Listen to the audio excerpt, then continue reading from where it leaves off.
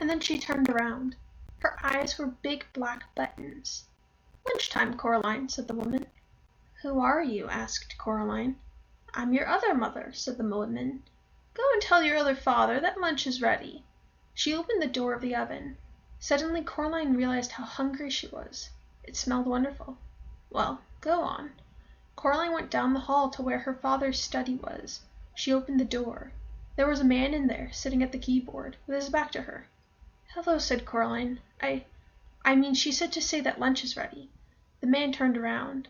His eyes were buttons, big and black and shiny. "Hello, Coraline," he said. "I'm starving." He got up and went with her into the kitchen. They sat at the kitchen table, and Coraline's other mother brought them lunch. A huge golden brown roasted chicken, fried potatoes, tiny green peas. Coraline shoved the food into her face. It tasted wonderful. "We've been waiting for you for a long time," said Coraline's other father. "For me?" "Yes," said the other mother. "It wasn't the same here without you. But we knew you'd arrive one day, and then we could be a proper family. Would you like some more chicken?" It was the best chicken that Coraline had ever eaten. Her mother sometimes made chicken, but it was always out of packets or frozen, and was very dry, and it never tasted of anything. When Coraline's father cooked chicken, he bought real chicken, but he did strange things to it, like stewing it in wine, or stuffing it with prunes, or baking it in pastry, and Coraline would always refuse to touch it on principle. She took some more chicken. "I didn't know I had another mother," said Coraline cautiously. "Of course you do. Everyone does," said the other mother, her black button eyes gleaming. "After lunch I thought you might like to play in your room with the rats." "The rats?" "From upstairs." Coraline had never seen a rat except on television. She was quite looking forward to it. This was turning out to be a very interesting day after all. After lunch her other parents did the washing up, and Coraline went down the hall to her other bedroom. It was different from her bedroom at home. For a start, it was painted in an off-putting shade of green and a peculiar shade of pink. Coraline decided that she wouldn't want to sleep in there, but that the color scheme was an awful lot more interesting than her own bedroom. There were all sorts of remarkable things in there she'd never seen before. Wind-up angels that fluttered around the bedroom like startled sparrows, books with pictures that writhed and crawled and shimmered, little dinosaur skulls that chattered their teeth as she passed, a whole toy box filled with wonderful toys. This is more like it, thought Coraline. She looked out the window. Outside the view was the same one she saw from her own bedroom. Trees, fields, and beyond them on the horizon, distant purple hills. Something black scurried across the floor and vanished under the bed. Coraline got down on her knees and looked under the bed. 50 little red eyes stared back at her. "Hello," said Coraline. "Are you the rats?" They came out from under the bed, blinking their eyes in the light. They had short, soot-black fur, little red eyes, pink paws like tiny hands, and pink hairless tails, like long, smooth worms. "Can you talk?" she asked.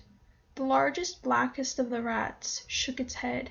It had an unpleasant sort of smile, Coraline thought. "Well," asked Coraline, "what do you do?" The rats formed a circle. Then they began to climb on top of each other, carefully but swiftly, until they had formed a pyramid with the largest rat at the top. The rats began to sing in high, whispery voices. "We have teeth and we have tails. We have tails, we have eyes. We were here before you fell. You will be here when we rise."